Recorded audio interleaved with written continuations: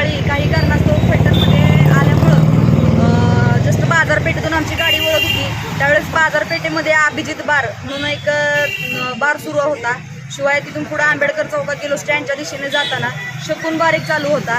त्यांच्या लायसनवरती सकाळी 11:30 ते संध्याकाळी 10:30पर्यंतची वेळ असतानाही फलटणमधले बार हे कंटिन्यू चालू आहेत. सकाळी 7 वाजल्यापासून हे बार चालू आहेत आणि दारू पिणाऱ्यांची संख्या भरपूर आहे. आतमध्ये बियर इतर सगळ्या बाटल्या दिसलेल्या आहेत. व्हिडिओ शूटिंग आम्ही त्या प्रकारचं घेतलेलं आहे.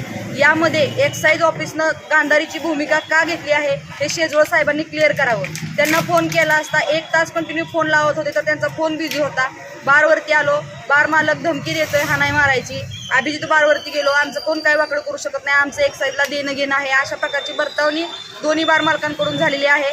तर एक्साईज विभागानं ह्याची जी काय आहे ती संभ्रमित अवस्था ठेवू नये आणि त्यांचं जर साठवलोटा असेल तर ते क्लिअर करावं आणि पूर्ण वेळ 24 तास बार चालू करण्यास परवानगी द्यावी. ही Republican Party of India Athawale गटाच्या महिला आघाडीकडून आम्ही मागणी करत आहोत.